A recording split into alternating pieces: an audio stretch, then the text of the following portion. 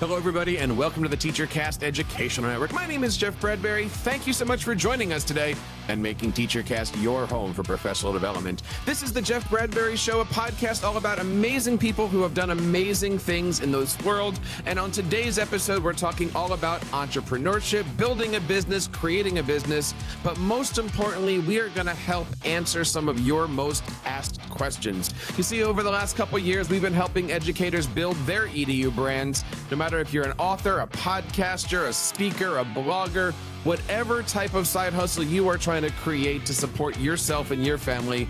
Today, I have an amazing guest that's going to come on and talk about his journey, and hopefully we're going to come up with some solutions for you. Of course, if this is the first time you're checking out TeacherCast, thank you guys very much. You can find out all of the archives over on teachercast.net/podcasts. And I hope that you guys take a moment this summer to check out all the other great things. We've got blogs, we've got online courses, we've got our newsletter, and of course, there's so much happening over on teachercast.net today. Hope you guys have a chance to check it out. My guest today has consulted with more than dozens of Fortune 100 companies. He's been on huge stage speaking engagements. He's not only created a business, but he's sold it twice. And I have a fantastic idea today that he's going to be able to share some amazing opportunities with us about how we can take our entrepreneurial businesses to that next level. I want to bring on today my good friend, Mr. Paul Lemberg. Paul, how are you today? Welcome to TeacherCast. I am terrific, Jeff. Thank you for having me. It's good to be here. I am so excited to have you on today. Talk to us a little bit about your journey. You have been all over the place. You've done it all. You've seen a lot of things. Tell us a little bit about who Paul Lemberg is. I have a pretty funny journey. It's important to note, and I wouldn't have talked about this 5 years ago, but ADHD has become so much part of the conversation and is so part of the entrepreneurial conversation that I feel like I can bring it up. I grew up when there was no such thing as ADHD. There was no diagnosis for it. So like every Jewish kid from Brooklyn, I went to college. And just, assuming that that was the path to go to school, the path through life included going to college. So I started a college journey and I got there and I said, I can't sit through all these classes. I can't take all these tests. I can't write all these papers. It just like high school wasn't that hard, and here we are at a higher level. And I said, how am I going to get a college degree? So I ended up going to art school, because art school didn't have all those things that I knew it wasn't going to work for me. So I didn't have a tremendous amount of art talent, but I studied graphic design, got kicked out of the graphic design department for having a fist fight with the typography teacher. And after we were done fighting, I said, I'm 17 years old. What's your excuse? And his response to me was, to graduate this program, you're going to have to pass this course, and that's not going to happen. So I ended up with a degree in photography, and I graduated college with a degree in photography. I wasn't that good at the time. I didn't think I wanted to be a starving artist. I said, what am I? And I got the word that I should go into the software arena, because at the time, if you had an art background and if you had a music background, I had both of those, that you were supposed to be good at being a programmer. So I had no experience, no training, no education, had no nothing, but somehow God smiled on me and I got a job. I met a woman who went to my junior high school before I did, and she took pity on me and she said, you seem like a smart guy, and she gave me a job. So I worked at Deloitte's for 2 years. And when they fired me, they said, you're the best person we have ever had in this position, and you're never going to fit in this company. And so they fired me, but they did a nice thing for me. They got me a job at General Electric, and that was the perfect job for me. And it allowed me to not sit staring at a computer all day long, but to get out in the field as a tech support guy. And I did this tech support thing for a while. This is a really important, I have a pro tip for you. I had no confidence at all. I knew nothing about business. I didn't know how to dress. I didn't know how to do anything. And I decided that I could fake it till I made it. And so I decided to find a guy in my office who seemed to me to be confident and know what he was doing. And Joe Jordan, who probably does not know this to this day, became my role model. And I did every single thing this guy did. I dressed the way he did. I cut my hair the way he did. I actually even started drinking scotch because he drank scotch. So, which is what you did if you were a salesman in the late 70s. And so I did everything this guy did, and it worked. And all of a sudden, I was confident, and I knew how to be a business guy and all this stuff, and it worked. It was great. But 2 years in, I realized they were never going to let me run this place, and that was what I needed to do. And that was, we were talking about General Electric, that they were never going to let me run. So I quit and started with a guy who I'd met as a client. I quit and started a software company. And like most startups who have no real ideas, but just ambition, we started and we took on any work that we could take on. And all that work started coalescing around the work of the banking business, of the international banking business.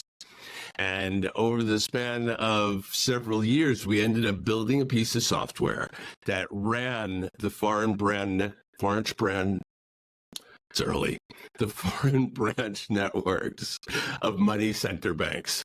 And my software started taking over this industry. We didn't know what we were doing. We had no idea how to run a business, neither of us, my partner nor I. And actually, there was a third partner, and he didn't know much either. And between the three of us, we were failing our way to success. We were selling well, and we had great product, which I'll take all the credit for. Yeah, I wasn't the great leadership guy, but I was the great technology guy.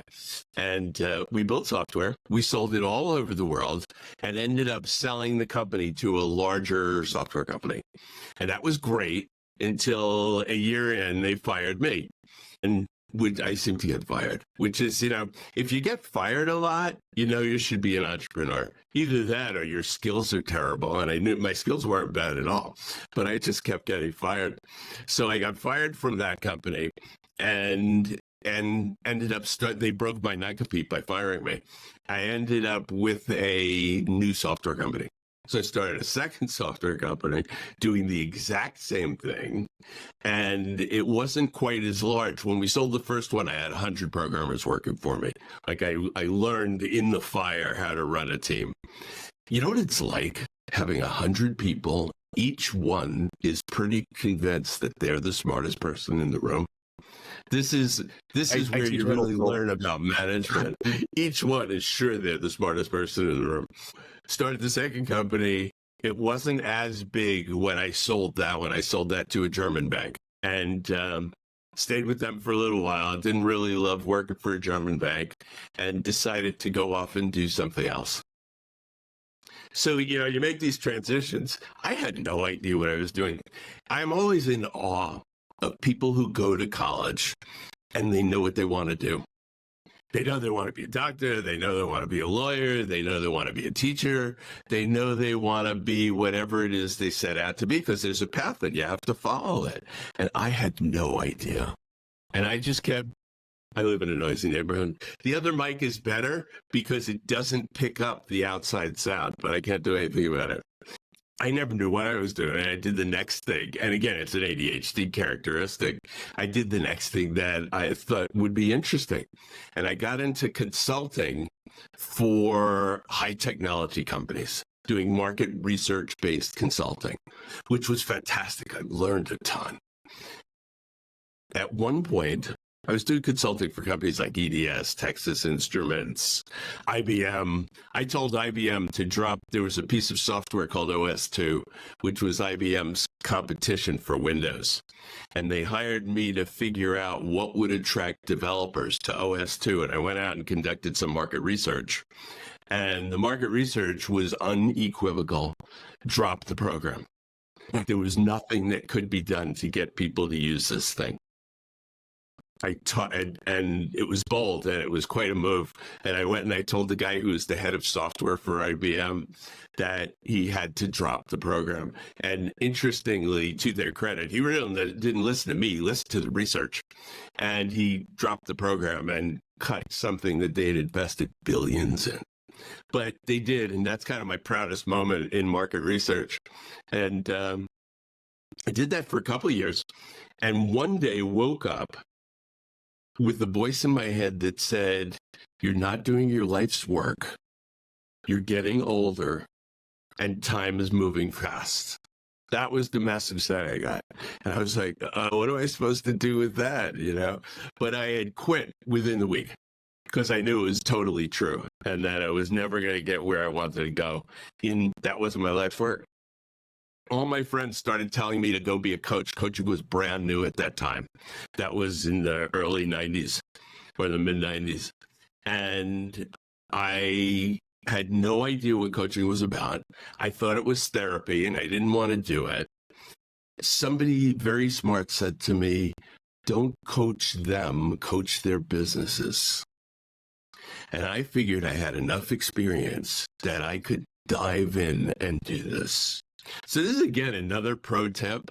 Half the things you want to do, you don't know how to do because you haven't done them yet. Right? You haven't done anything about them. They just seem attractive. But if you've never done anything entrepreneurial before, the tricky part is diving in, where you just dive in and who knows what's going to happen. Do you know what I mean? Well, I think that's some good advice for anybody that is, in that classroom or in the administrative area right now, and they're looking to figure that out. Recently we were in Denver for the ISTE conference, and there's so many educators around, and I found myself having the same conversation. I'm looking to create a book. I'm looking to build a podcast. I'm looking to take that first step.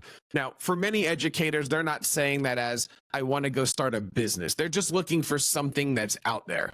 But as somebody who has taken that first step, and, as you mentioned, you have that little voice and you have to listen to it. And, I'm talking here a little meta today. In a few days, I'll actually be celebrating my 13th anniversary with TeacherCast. So 13 years ago, roughly, and around this time, you had that little voice saying, do something, time to do something. And next thing you know, podcast, speaking, book, et cetera, et cetera.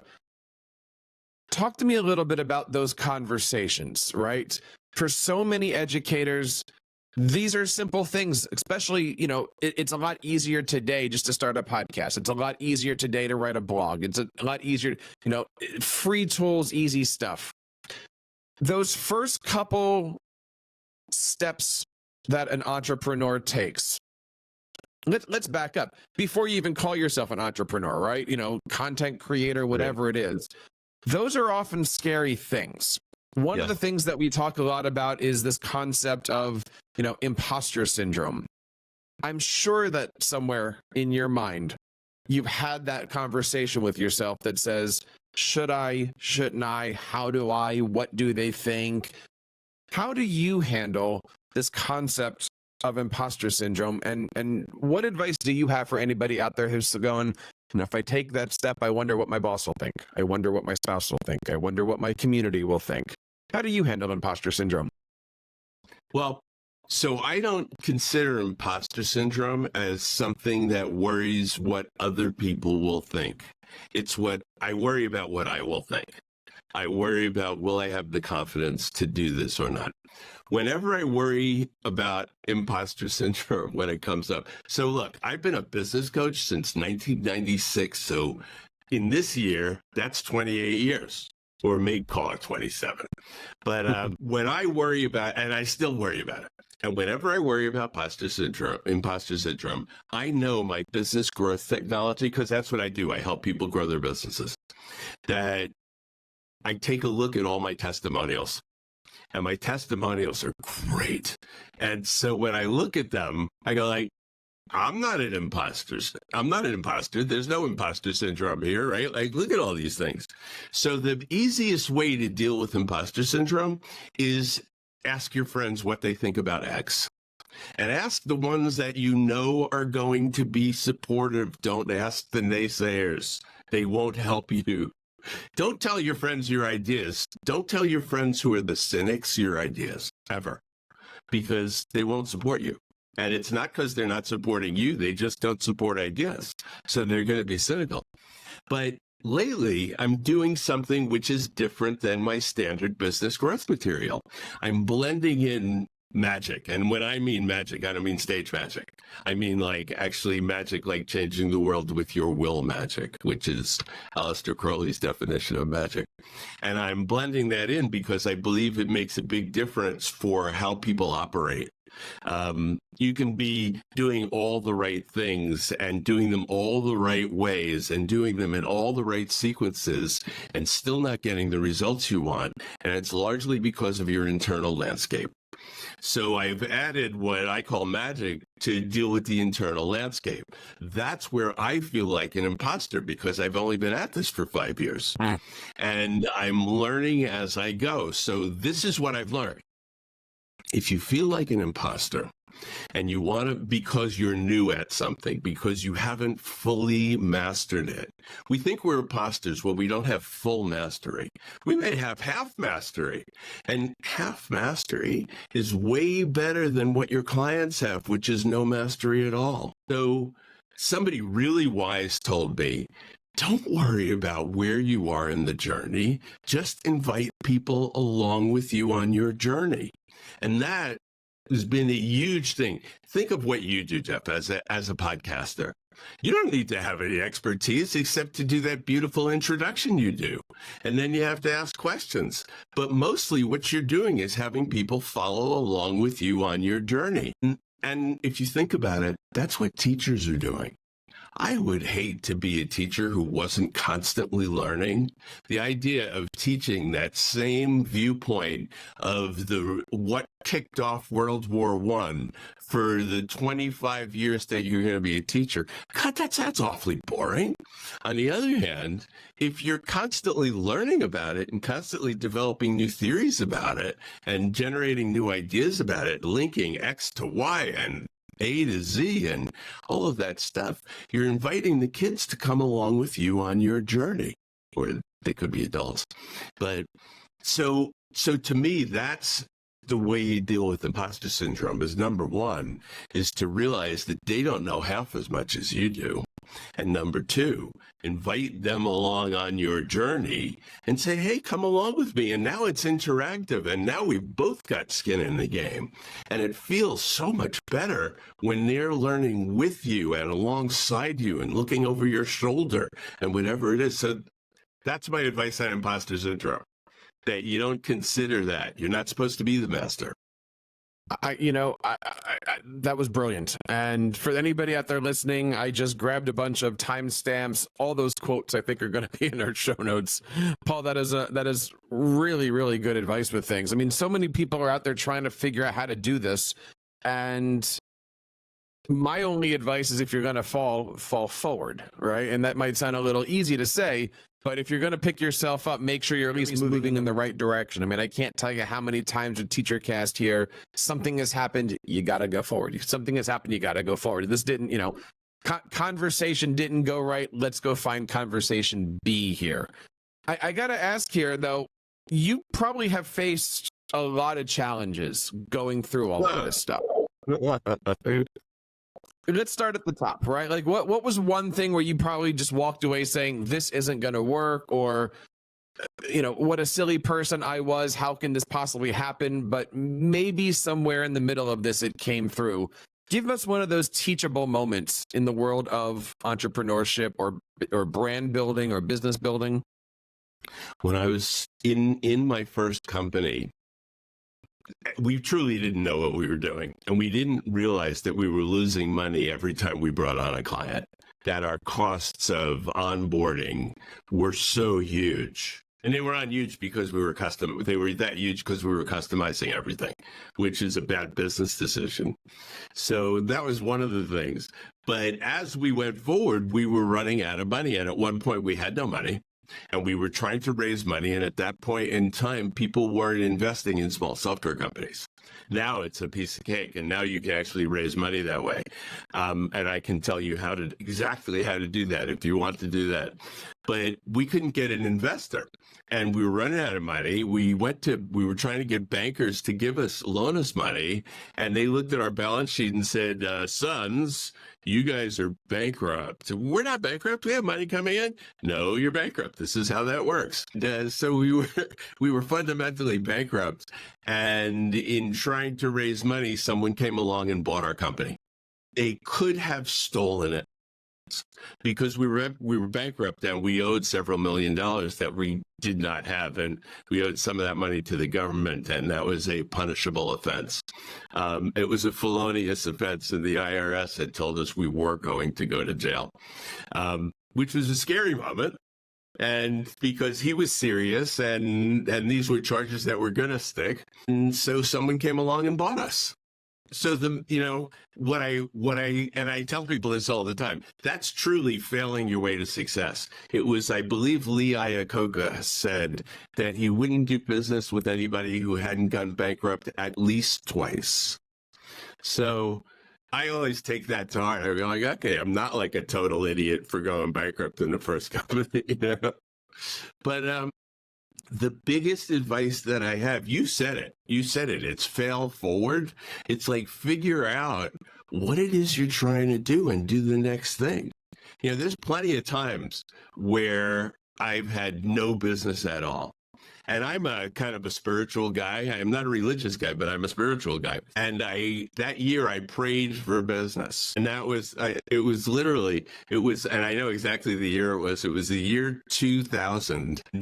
Everybody had been waiting for the year 2000 in the software industry. I was coaching software companies, and everybody had been waiting for the year 2000 because all the software was going to break, and they thought the world was going to end when when you needed an extra digit on the year, and people hadn't built software that way. I built my software to handle it because it wasn't that far away, and a lot of people did. But then a lot of people didn't, and everybody was afraid Y2K was going to crush the world. And so everybody was buying software, and the years right up to that were fantastic in the software industry because people were spending like crazy. And after the year 2000, the whole small software industry collapsed. And I started running out of business, so I started praying. Praying is a really good thing, whether you believe in God or not. Praying is good because it lines you up completely to do what you have to do. And it gives you, at least for me, it gives me the belief that what I want to do is possible. I'm a believer in belief, as silly as that sounds. There's a man named Peter J. Carroll, who's a big writer in the magic industry. You shake your head. Do you know Peter? No, I've heard the name. I've never known. Okay. You were just acknowledging. Okay. So Peter J. Carroll says that beliefs are tools for making change in the world. A lot of people think beliefs are just things that you think, but they're not. Beliefs control what you will and will not do. And that's a huge, huge thing to lean on. So if you're running up against something that you are afraid you cannot do, work on changing your beliefs. And the way you work on changing your beliefs, by the way, is by finding examples where your beliefs are wrong. And there's always be examples where your beliefs are wrong, whether they're good beliefs or bad beliefs. Find examples where your beliefs are wrong. And the more examples you can find where your beliefs are wrong, the easier it is to change them into a belief that you want to have. Beliefs are tools for making change, particularly inside you, but the changes you make inside you become changes that you make in the world. So beliefs are tools for making change. And if you're afraid you can't do something, that's the first place to look. Which is, all right, what do my beliefs say about this? And how can I change them? And that will enable you to step into something. It won't give you skill. It won't give you ability. It won't give you any of those things, but it'll give you access to it. And that access is your most powerful thing as a creator, as somebody who's trying to embark on a side hustle. So here's another pro tip. Whatever you think of, no matter what it is, no matter how good an idea you think it is, it's going to be scary. And no matter how good you think it's going to be, you don't know how to do it yet. So if you can accept those things as true, I don't know how to do this, but I want to do it anyway. My son didn't want to learn how to drive, and he was scared of it. He's an ultra bright kid, but he tends to be scared of things, or at least he was when he was younger. And he was afraid that he couldn't learn how to drive. I said, John, look at all these people on the road who know how to drive. They're not as smart as you are. They've learned how to do it. And that's like a really good thing to hold on to. There's other people doing what you want to do. I guarantee you there's nothing that you want to do that's absolutely, positively brand new. Other people are doing what you want to do. And whether you can learn from them or not is one thing. But the fact that other people are doing what you want to do means it's possible. And that's huge. That's a huge place to hang your hat. I love that advice. And especially with where we are here on the channel of, we're releasing our first book. The podcast, like I mentioned, is 13 years old. There's so much stuff going on. The speaking engagements are happening. There's a lot of, crossroads here right at this particular moment. And, I always look at the community that we have around us. There's a lot of educators listening to this, a lot of instructional coaches listening to this, a lot of administrators listening to this, and always just trying to figure out not only how we can support each other, but how this network can support them. And you mentioned a couple of times you're a business coach, and that's got to be very similar to, again, with our instructional coaching network here, we are the ones that walk into classrooms to help out teachers, to help them figure out how to create dynamic lesson plans, work with their students. There's a lot of parallels in these two different worlds. Talk to us a little bit about your philosophy and your strategy for walking into that business for the first time. What do those initial conversations look like with your entrepreneurs, with those leadership teams? Because so many people who are listening to this are instructional coaches. They have to go into a classroom. They have to assess. Sometimes coaches are in a situation where a teacher isn't interested.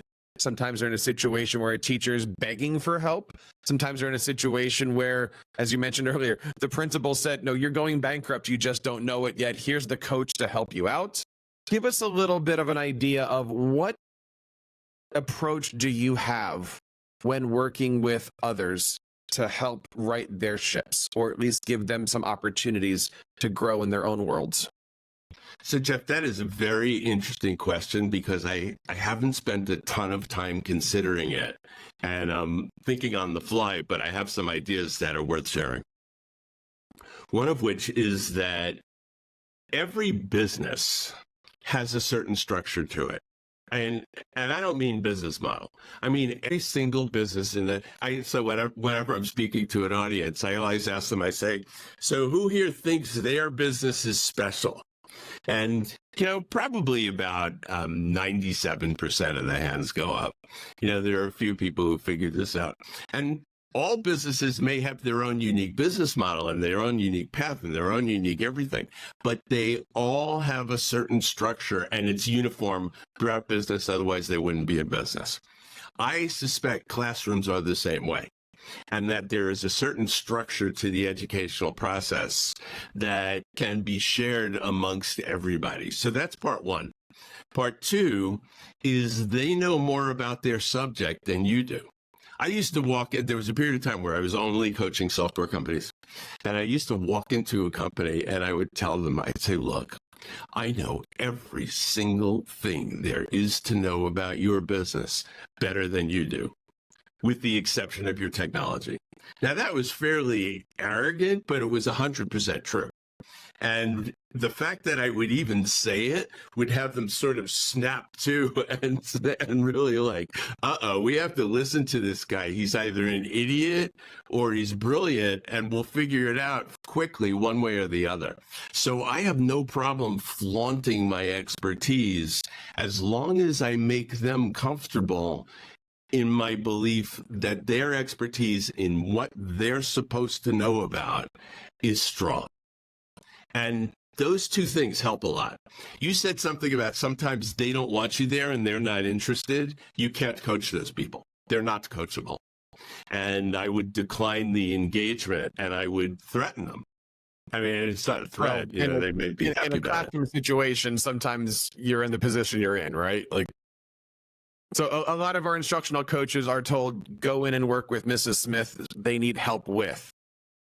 But is that, right? It's not in the live classroom. That's something that happens aside, correct? Sometimes.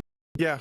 So for a lot of instructional coaches, it's a lot of one-to-ones, but it's a lot of in the classroom modeling, or it's a lot of, hey, me do, I do, we do kind of a thing. And so they're very similar to business coaching, but sometimes it's no, the principal will tell you. They'll tell you. This is your job This, right by now. the way, is why I don't coach middle management without their express consent.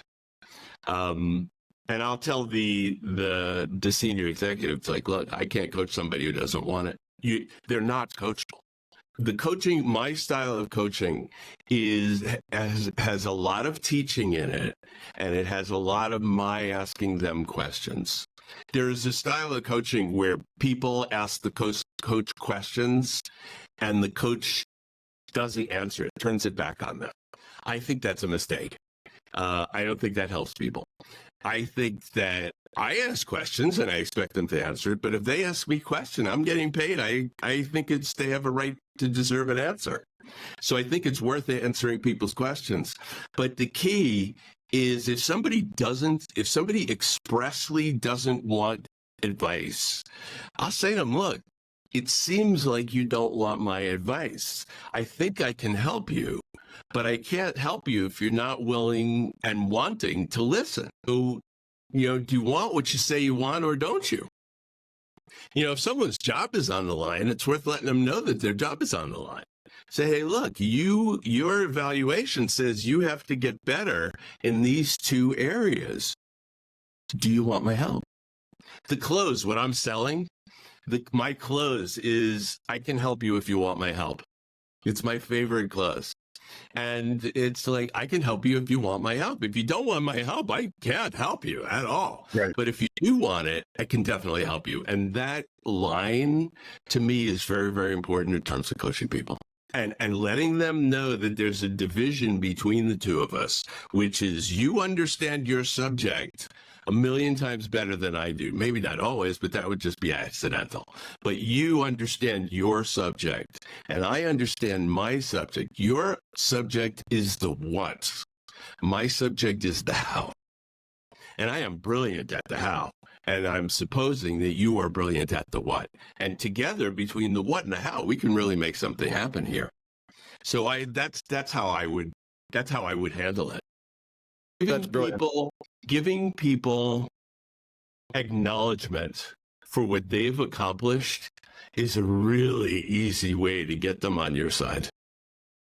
And that's how I would handle it. I want to shift gears a little bit here.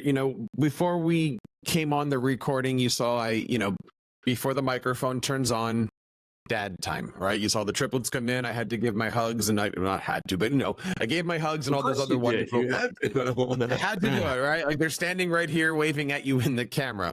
How have you managed over the years to flex that work-life balance, work-family balance, work-personal balance? So many times I find myself, I'm sitting here and, if you're not the one doing it, then it doesn't get done. Right. That's basically the motto of the solo entrepreneur here, right? Like, if you're not doing it, no one else is doing it. But kids still need dad, right? Spouse still needs husband, all those different things in there. What's your advice for balancing all of that personal stuff? And how did you get through it with 2 businesses plus all the other amazing things that you've done in your career? Well, so full disclosure is I grew up my businesses before I grew up my kids. My kids are now 26 and 28. And I was working at home before they were born.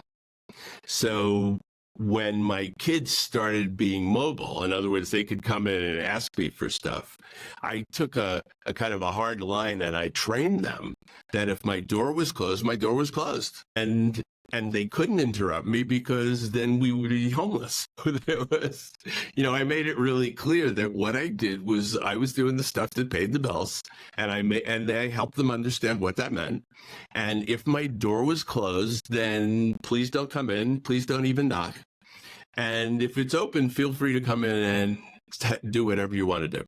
And so that helped a lot in that area. I have a funny view of work-life balance, which is that I don't believe that work-life balance necessarily happens in any one day. I think that work-life balance happens over the span of a week or a month or a year. And that if I take my kids to Hawaii for a month, that counts for a lot of not taking them anywhere during the course of the year. Yeah. I dragged my kids all over Europe when they were very young because kids grew up in Southern California, and I didn't want them to grow up to be like total space outs.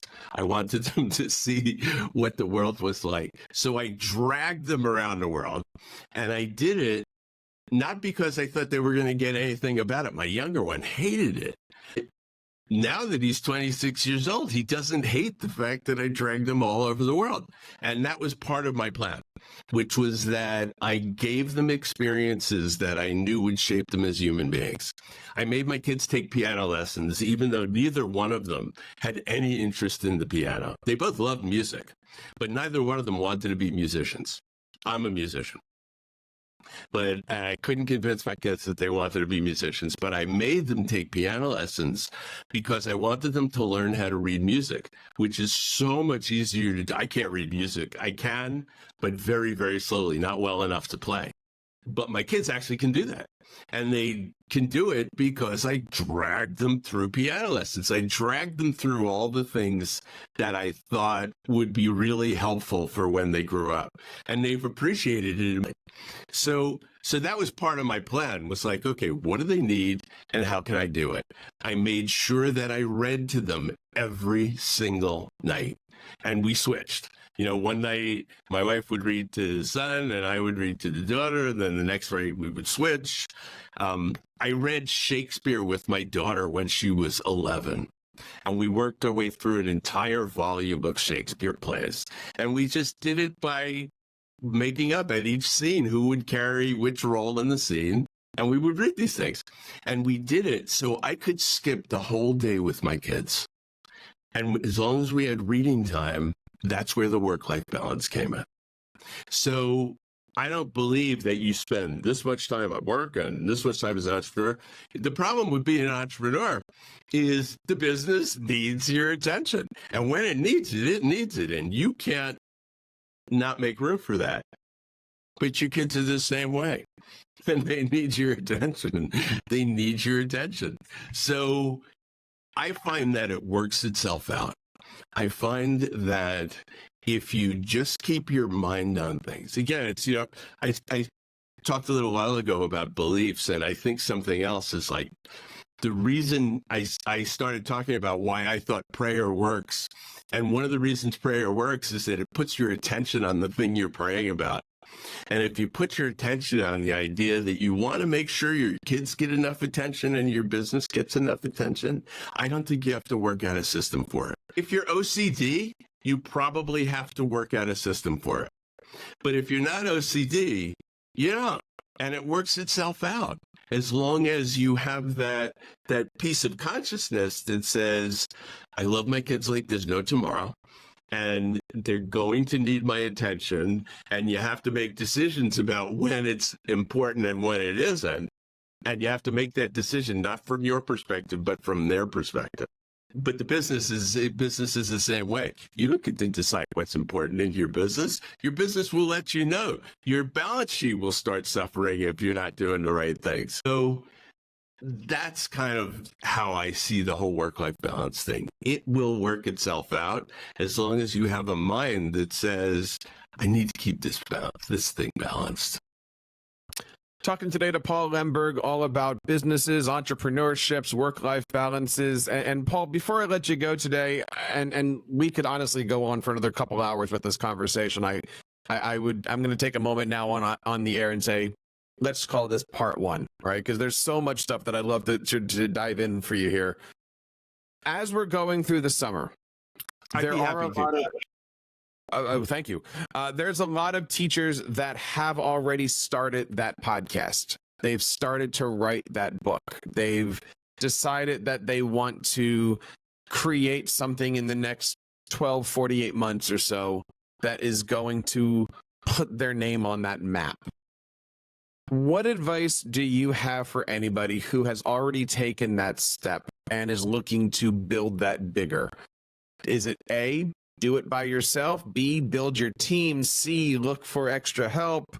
How do you take that first step and really tenfold it? It depends upon what we're talking about. We're talking about a book. There's a really simple solution, which is make a game out of it. I'll give you a quick story about how I wrote my third book, which is I had a six-figure contract with McGraw-Hill to produce this book, and I spent an entire year dawdling. I spent an entire year not doing other things because I was writing a book, which in fact I wasn't writing. I was just saying I was writing a book. I wasn't doing much about it. But at the end of the year, I called my book guru and I said, I'm going to be late with the book. Are they going to be upset with me? And he says, not for about a month, but after that, they're going to get pretty upset. So I made a game out of it. I knew how long I wanted the book to be, how many words. And I took those words and divided them into 30 and made an Excel spreadsheet. And the game was every morning I could get up and I was allowed to make coffee and go to the bathroom. But I wasn't allowed to do anything else. I couldn't touch my email. I couldn't make a phone call. I couldn't go to the gym. I couldn't do anything. I could make coffee and I could go to the bathroom and I could write 2,000 words. And every single day I wrote my 2,000 words and I ended up writing the book in 30 days. So that's the first thing about, like, if it's a project kind of thing, put it into a game and play the game with yourself. And it took me from not writing a book for a year to writing a book in 30 days. And the book became a business bestseller. So it's called Be Unreasonable, by the way. And it's from McGraw-Hill. There's my plug. That was my plug. It's very familiar, Paul. People who are listening to this can't hear it, but in the back, I've got a box here, which is the Lego grand piano. And throughout the journey, it's like 32 bags or something like that of Lego you put together makes a grand piano. And my game with myself was one chapter, one bag. So if you want to put the piano together, one chapter, one bag. And I still have about 10 more bags to go. And that's because I've already turned it into my publisher, but it hasn't yet come out yet. So there's still some hurdles. And again, my game for myself is every hurdle you take out a bag, and every hurdle you take out a bag. And by the time that we're done, by the time I have it in my hand, that thing will be sitting on my desk and you'll be seeing it on the videos and stuff like that. So I love that. So as far as teams go, as far as teams go, teams are a really personal thing. I don't want teams in my life. I've had teams. I mentioned this. I had 100 programmers at one time. I've had teams, and I tend to do things better myself, but there are things I don't know how to do. Those are the things I outsource. So if you want to move faster, do the things that you love and are good at, and find people to do the things that you're not particularly good at, but put everything on a schedule and put everything in a game. If you're trying to be bigger, this starts into the conversation about marketing. And that's probably what we ought to do in part 2, because that's a long conversation. Most people who come from other than business backgrounds, and a lot of business people, say two things. And they say, I'm not good at marketing and I hate selling. Those are the two things that they say. Now, the problem is you can't grow a business without marketing and possibly selling. You simply cannot. Businesses do not grow themselves. They don't grow. I mean, you really have to remember this. Businesses do not grow themselves. You will get lucky and things will happen in your business that you didn't actually do anything to have happen. So you will get lucky. At luck, there's a book called Luck is Not a Strategy. Luck is not a strategy, even though it will happen to you and it will even help you. but it's not a strategy, and you can't place your livelihood on it. You must learn something about marketing. It doesn't mean you need to be an expert, but you need to understand the fundamentals. And you absolutely have to learn how to sell. And every time you hear yourself saying, I hate selling, I'm not good at selling, I don't want to sell, stop that right in the middle. And if you have to do that, yell silently to yourself, no, or stop, and stop those conversations. This is another pro tip, and I think we're going to wrap up. The pro tip is this: the voice in your head, that's real. It's real, and I mean it's real not in the sense that what it's saying is true. It's real in the sense that it's a part of your neurology. You can't do anything about it. If you try to stop that voice in your head, and anybody who sells you a program that's going to stop the voice in your head is absolutely lying to you, and you should not waste your money. The simple answer to what to do with the voice in your head is whenever you notice it saying something that's not supportive for you, you yell, and it stops. Now, it doesn't stop for very long. It might stop for a minute, an hour, a day. Oh, it may stop for a week. But whenever it comes up, whenever you notice it, and it may be going on for an hour before you notice it, doesn't matter. Whenever you notice it, yell, stop. And eventually, the voice doesn't go away, but that conversation goes away.